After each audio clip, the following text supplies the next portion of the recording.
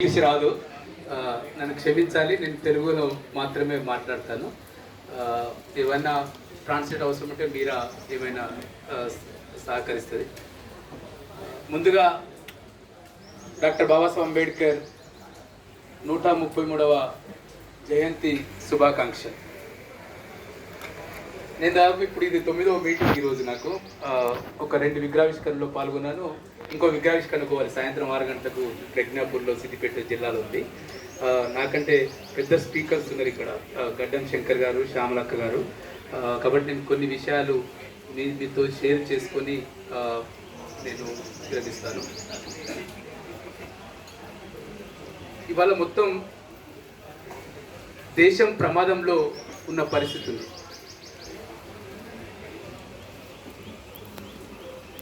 400 సీట్లు గెలిస్తే భారత రాజ్యాంగాన్ని మారుస్తామని చెప్పి వాళ్ళ అనంతరామ్ హెగ్డే తన స్టేట్మెంట్ ఇచ్చాడు. ఒకవైపు మోడీ కూడా అదే స్టేట్మెంట్ ఇస్తున్నాం, మేము 400 సీట్లు గెలవబోతున్నాం, ఇంకా 40 ఏళ్ళు ఈ దేశాన్ని పరిపాలించబోతున్నామని చెప్తా ఉన్నాడు. భారత రాజ్యాంగాన్ని ఎందుకు మార్చాలి? ఇప్పుడున్న పరిస్థితులకే సరిపోతులేదా? సవరించుకునే అవకాశాలు చాలా ఉన్నాయి. ఇప్పటికే మీరు చాలా సవరించుకున్నారు. మోడీ వచ్చిన తర్వాత రిజర్వేషన్ల స్ఫూర్తిని దెబ్బతీస్తూ మొత్తము ఈడబ్ల్యూఎస్ రిజర్వేషన్ తీసుకొచ్చారు.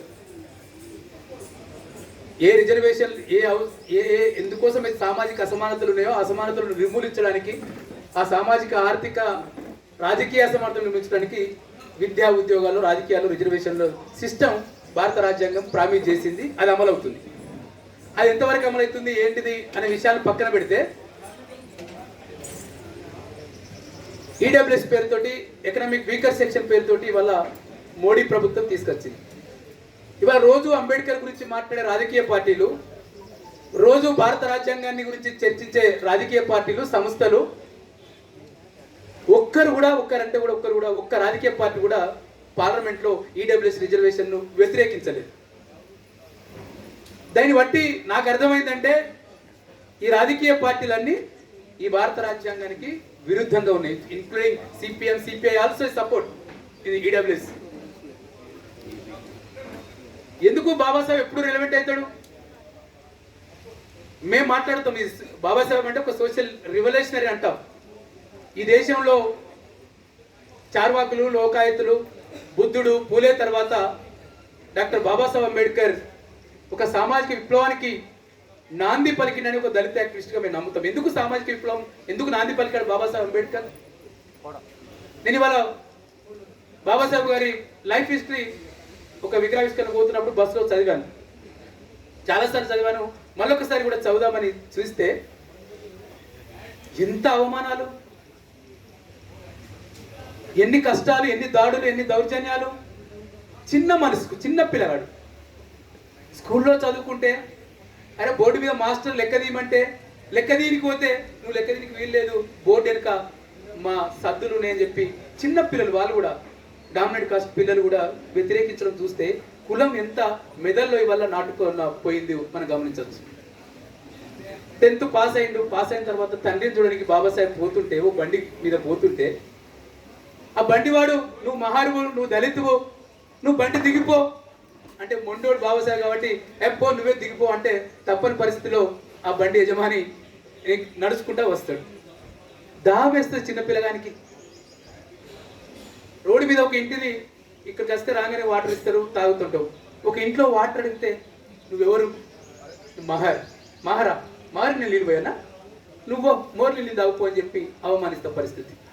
ఎంత బిలో 18 సంవత్సరాలు అంబేద్కర్, 18, 15, 16 సంవత్సరాల వయసులోనే ఇంతటి వివక్షతను, ఇంతటి అణచివేతను బాబాసాహెబ్ అంబేద్కర్ ఎదుర్కోవాల్సిన దుస్థితి ఈ దేశంలో ఉంది. చాలామంది ఏమంటారు, అయ్యి కులం ఎక్కడుంది భయ్, మతం ఎక్కడుంది భయ్, అందరూ మనుషులు సమానము. ఎస్, మేము కూడా ఈక్వాలిటీ కోరుకుంటున్నాం, సమానమే అనుకుంటున్నాం. కానీ నిజంగా సమానం ఉందా? ఈ దేశంలో మనిషి పేరు కులం. ఇక్కడ శంకర్ మాట్లాడుతున్నాడే, శంకర్ ఎవడు, ఏంటిది, వాడి ఊరేంది, వాడి పల్లె ఏంది, వాడు ఏం చదువుకున్నాడు, ఇవన్నీ తర్వాత చివరిగా వాడి నిద్ర పట్టదు, వీడి కులం ఏందో తెలుసుకునే దాకా నిద్ర పట్టదు. అప్పుడు కానీ శంకర్ భుజం మీద చేస్తే నాకు జెండా ఉందా లేదో చూసుకుంటాడు వాడు. లేదు, అది కూడా లేదంటే వీడు జరగపురం ఉండి వీడు ఎవడో ఇక్కడికి వచ్చిండో ఆదివాసా లేకపోతే వీడు ట్రైబా అని అనుకుంటే చివరికి వాడు కనుక్కున్నాక వాడు నాతో ఎట్లా ఉండాలో ఉంటాడు. అంటే ఈ దేశంలో మనిషి పేరు కులం ఇవాళ ఈ 75 సంవత్సరాల తర్వాత కూడా ఇంకా కులం జాడ్యం విప్పుతుంది, కులం దాడి చేస్తూ ఉంది. కులం పేరుతో రాజస్థాన్లో ఏం చేశాడు చిన్న పిల్లగాడు వాటర్ తాగడానికి కుండ ముట్టుకుంటే టీచర్ టీచర్ చంపేస్తాడు. ఎక్కడైనా టీచర్ అంటే విద్యాబుద్ధులు చెప్పాలి కదా. బీజేపీ కూడా ఆర్ఎస్ఎస్ వాడు మతోన్మాదులు చంపేసినట్టు ఒక లెక్క ఉంది మనకి. వాళ్ళకి వీళ్ళు మనుషులుగా ఉండడానికి వీలు లేదు. ఈ దేశంలో అణగారిన వర్గాలు, ఈ దేశంలో స్త్రీలు, ఈ దేశంలో ఉమెన్ ఒక మనుషులుగా ఐడెంటిటీ కావడానికి మనకి లేదు. కానీ ఒక టీచర్, ఒక చదువు చెప్పే టీచర్ ఒక చిన్న కుర్రోని నువ్వు తాగే నీళ్ళకుండా ముట్టుకున్నావు అని చెప్పి చంపేస్తే ఈ దేశం ఇది డెమోక్రటిక్ దేశమా? ఈ దేశం గురించి చాలా వర్ణిస్తారు, ఈ దేశం చాలా మంచి దేశం అని. ఎక్కడుంది డెమోక్రసీ? ఎక్కడుంది నీ ప్రోగ్రెస్? ఒక టీచర్ అంటాడు ఒక స్టూడెంట్ చంపుతాడా? ఇట్లా ఎప్పుడు పోతే ఎన్ని ఉన్నాయి? ఊనాలో ఏం జరిగింది? అరే నేను పెళ్లి చేసుకుంటే నా ఇష్టం, అది నేను గుర్రం మీద ఎక్కితే గాడిద మీద ఎక్కితే నీకేమవుతుంది? అరే నువ్వు గుర్రం మీద ఎక్కదు, నువ్వు దళితువు, నువ్వు నడుచుకుంటే పోవాలి. ఏంది ఇది? అంటే ఇది ఏ దేశంలో ఎక్కడ చూసినా రోజు ఒక దాడి జరుగుతున్న సందర్భం. ఇవాళ మనకు నిన్నగాక మొన్న జనవాడ అనే ఒక ఊరు ఉంటుంది, హైదరాబాద్ సిటీ ఇండస్ట్రియల్ డిస్ట్రిక్ట్ అంటారు కదా. ఏంది ఇండస్ట్రీ కదా మీరా చెప్తుంది, ఫైనాన్షియల్ డిస్ట్రిక్ట్ అట. అదేందో ఆ కొత్త పేరు ఏందో ఫైనాన్షియల్ డిస్ట్రిక్ట్ అట. అరే జిల్లా అంటే జిల్లా పేరు, జిల్లా. అరే ఫైనాన్షియల్ డిస్ట్రిక్ట్ ఎవడిచ్చిండు? అక్కడ భూములన్నీ అక్కడ భూములన్నీ దళితులై, ఆదివాసీలై, అక్కడ బీసీలై భూములన్నీ, ఆ భూములన్నీ మొత్తం కబ్జా చేసి దాని పేరు ముద్దుగా పేరు ఫైనాన్స్ డిస్ట్రిక్ట్ పెట్టుకొని అక్కడ దళిత్ క్రిస్టియన్స్ ఒక మంచి చర్చి కట్టుకొని ఉంటే పోయి దాడి చేస్తారు, ఊరు దాడి చేస్తారు. కాంగ్రెస్, బీజేపీ, మేము లౌకిక పార్టీ అని చెప్పుకునే బీఆర్ఎస్, ఇక బీజేపీ కూడా ఆర్ఎస్ ఎట్లా ఉంటూనే ఉంటాడు, మమ్మల్ని బట్ అందరూ ఉంటాం, మేము అంతే ఉంటాం. అది ఎప్పుడు కొనసాగే పని. అది ఆ యుద్ధం జరుగుతుంది కదా. ఈ దేశంలో యుద్ధం బ్రాహ్మణిజానికి బౌద్ధిజానికే జరిగింది కదా యుద్ధము. ఈ దేశంలో కులం అంటే వర్గ పోరాటం చాలా మంది చెప్తారు, కానీ ఇక్కడ ఈ దేశంలో జరిగిన పోరాటం అంతా కుల వ్యతిరేక పోరాటమే కదా. నేను తెలంగాణలో ఉన్నాయి కదా, తెలంగాణలో నక్సలైట్ పోరాటం మాకుంది. ఇక్కడ ఆ నక్సలైట్ పోరాటం అంతా ఈ దేశంలో కులానికి వ్యతిరేక, ఈ రాష్ట్రంలో కులానికి వ్యతిరేక జరిగిన పోరాటమే. తెలంగాణ స్థాయిలో పోరాటం చెప్పి పెట్టినా వెట్టి చాకరికి వ్యతిరేక ఎవడు వెట్టి చేసిండు? దళితులు, ఆదివాసీలు కదా వెట్టి చేసింది ఈ రాష్ట్రంలో. తెలంగాణ ఉద్యమం, తెలంగాణ స్థాయిలో పోవడం అంతా ఒక రకంగా కుల వ్యతిరేక ఉద్యమమే. ఇటువంటి సందర్భంలో ఇవాళ 133వ జయంతి ఇవాళ మనం జరుపుకుంటున్నాం. మనకు తెలుసు రోహిత్ వేముల చనిపోయాడు, ఒక ఇన్స్టిట్యూషనల్ మర్డర్. రోహిత్ వేముల చనిపోయాడు. ఇవాళ ఏ ఇన్స్టిట్యూషన్లో టీచర్ లేడు, ప్రొఫెసర్ లేడు, చదువు చెప్పేటోళ్ళు లేడు. నేను చదువుకుందామని ఒక ఆకాంక్ష వచ్చిన తర్వాత నేను డిగ్రీ, ఇంటర్మీడియట్, పిహెచ్డి చేద్దామంటే వాడు నాకు పిహెచ్డి, నాకు గైడ్ దొరకడు. అందుకే కదా రోహిత్ వేముల చెప్పాడు, మాకు ఇంత విషయం ఇచ్చి చంపేయండి, ఇక్కడ సీట్ ఎందుకు ఇస్తున్నారు, ఈ సెంట్రల్ యూనివర్సిటీ లాంటి యూనివర్సిటీలో మాకు ఇంత పైసలు ఇచ్చి చంపేయమని చెప్పి రోహిత్ వేముల బహిరంగంగా స్టేట్మెంట్ ఇచ్చి తనకు తానుగా సూసైడ్ చేసుకున్న పరిస్థితిని ఇవాళ మనం ఈ ప్రజాస్వామ్య దేశం అని చెప్పుకుంటున్న దేశంలో ఉన్న పరిస్థితి. ఓడేమో రాజ్యాంగాన్ని మారుస్తా అంటాడు. నిన్న దాకా మొన్న కేసీఆర్ పట్టపగ్గాలు లేవు కదా, వాడు ఏమంటాడు? రాజ్యాంగానికి దళితులకు ఏం సంబంధం అంటాడు. ఎక్కడ రాజ్యాంగానికి దళితులకు ఏం సంబంధం అంట? అరే రాజ్యాంగ ఫలాలను అందుకుంది మొట్టమొదటి కింది వర్గాలే కదా, ఎస్సీ ఎస్టీలు మహిళలే కదా అందుకుంది. వాడే సహజంగా రాజ్యాంగాన్ని ఓన్ చేసుకుంటాడు, వాడే అంబేద్కర్ని ఓన్ చేసుకుంటాడు కదా. వాడేమో కూర్చొని అరే బుల్లెట్ ట్రైన్ లేదు రాజ్యాంగంలో, అందుకని ఈ రాజ్యాంగాన్ని మారుస్తుంటాడు. అరే పాగల్ బుల్లెట్ ట్రైన్ ఎందుకుంటుందా ఈ రాజ్యాంగంలో? ఈ రాజ్యాంగంలో స్వేచ్ఛ ఉంటుంది, ఈ రాజ్యాంగంలో సమానత్వం ఉంటుంది, ఈ రాజ్యాంగంలో సోదరభావం ఉంటుంది, ఈ రాజ్యాంగంలో సోషల్ ఎకనామిక్ జస్టిస్ ఉంటుంది. ఇది వారికి అర్థం కాలేదు, అర్థమైంది కానీ ఇది మారుస్తూ అంటాడు వాడు. చివరికి తెలంగాణ ప్రజలు ఏం చేశారు? కేసీఆర్ మార్చి ఇవాళ ఇంటికి పంపించిన పరిస్థితి మన కన్నా ముందు ఒక లైవ్ ఎగ్జాంపుల్ కనబోతుంది. ఇవాళ పార్లమెంట్ ఎన్నికలు జరగబోతున్నాయి. తెలంగాణలో ఫస్ట్ పేజ్లో May 13 నాడు ఎలక్షన్ జరగబోతున్నాయి. నేను మీ అందరికీ అప్పీల్ చేస్తున్నాను, అంబేద్కర్ గురించి మాట్లాడుకోవడం అంటే అంబేద్కర్ పుట్టిండు, సచ్చిండు, ఆయన ఏం చదివిండు, ఇది కాదు కదా. అంబేద్కర్ గురించి మాట్లాడుకుంటే నడుస్తున్న రాజకీయాల గురించి మాట్లాడడం, నడుస్తున్న సామాజిక రాజకీయ పరిస్థితుల గురించి మాట్లాడుకోవడం. ఇవాళ దేశం ఇవాళ అల్లకల్లోలం అవుతుంది. ఇవాళ బీజేపీ ప్రజాస్వామ్య ముసుగులో, రాజ్యాంగ ముసుగులో ఇంకొక పేరుతో ఇవాళ మొత్తము రాజ్యాంగ హక్కుల్ని నిరాకరించబడుతున్నాయి. బీజేపీ మళ్ళీ అధికారంలోకి వస్తే మనిషి అనే ఒక ఐడెంటిటీ ఇవాళ లేకుండా చూస్తుంది. రాజ్యాంగం నన్ను మనిషిగా చేసింది, మనుధర్మము నన్ను బానిస చేస్తే, మనశాస్త్రం నన్ను బానిస చేస్తే, స్లేవరీ చేస్తే, రాజ్యాంగం నన్ను ఒక మ్యాన్ చేసింది, నాకు చదివించింది, నాకు ఎంప్లాయ్మెంట్ ఇచ్చింది.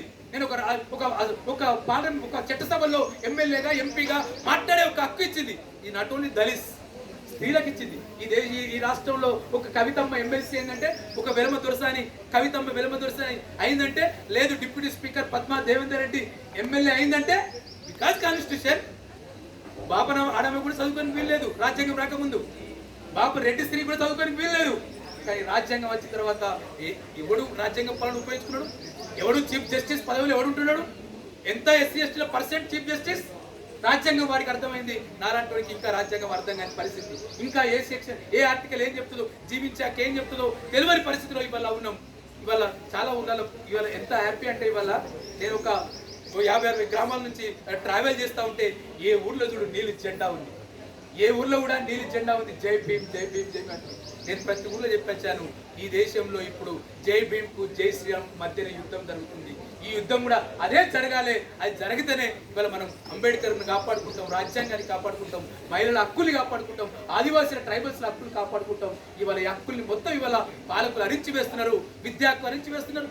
ఇవాళ వైద్యం ఎక్కడుంది? ప్రైవేటీకరణ అయిపోయింది. నేను ఏదన్నా ఒక యాక్సిడెంట్ అయ్యి, లేదు ఒక నా బాడీకి ఒక అనారోగ్యం వస్తే నేను ప్రైవేట్ హాస్పిటల్ పోలేను. నేను పోతే ఇవాళ లక్షలు కొందరు చివరికి నా డెడ్ బాడీ గాంధీ మార్చుకో, ఉస్మానియా మార్చుకో పోవాల్సిన దుస్థితి ఇవాళ ఉన్న పరిస్థితి కొనసాగుతుంది. ఇవాళ మనం అనుకుంటున్నాం విద్యా వైద్యం ఉచితమే ఉంది కదా, ఇక్కడ గాంధీ హాస్పిటల్ ఉంది కదా, ఇక్కడ ఉస్మానియా హాస్పిటల్ ఉంది కదా, ఇక్కడ నిమ్స్ హాస్పిటల్ ఉంది కదా అనుకుంటాం. కానీ ఇవన్నీ ఇవాళ పేదలకు ఉపయోగపడలేదు.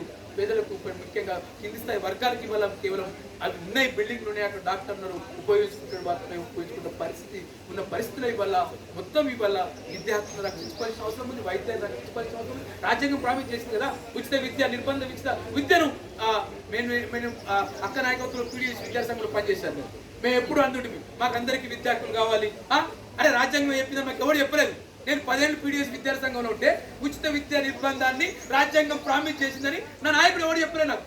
నేను ఆ విప్లవోద్యమం నుంచి బయటకు వచ్చిన తర్వాత రాజ్యాంగాన్ని ఎవడో ఒక పెద్ద చెప్తే, ఓ నాకు కూడా హక్కుందా?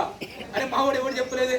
ఈ దేశాన్ని మొత్తం కమ్యూనిజం వైపు, ఈ దేశాన్ని సోషలిజం వైపు, ఈ దేశంలో అసమానత లేకుండా, ఈ దేశంలో దోపిడీ లేకుండా, ఈ దేశంలో అణచివేత లేకుండా పీడిత ప్రజల రాజ్యం కోసం కొట్లాడే కమ్యూనిస్టు పార్టీ రాజ్యాంగాన్ని ఇప్పటికీ చదవలేదు. నేను నిన్న ఒక దగ్గర రాజ్యాంగాన్ని ప్రతిజ్ఞ చేయిస్తే ఒక అక్క, నేను రాజ్యాంగాన్ని ప్రతిజ్ఞ చేయదని కూర్చుంటుంది. ఆమె ఇప్పటికీ విప్లవకారులకు, విప్లవ నాయకులకు రాజ్యాంగం అర్థం కాలేదు. ఇది బూర్జువా రాజ్యాంగం అంటారు, ఇది దోపిడీ రాజ్యాంగం అంటారు. అరే బూర్జువా దోపిడీ రాజ్యాంగం కాదు. ఈ రాజ్యాంగం నాకు ఫ్రీడమ్ ఇచ్చింది, స్వేచ్ఛ ఇచ్చింది, ఈక్వాలిటీ ఇచ్చింది, సమానత్వం ఇచ్చింది.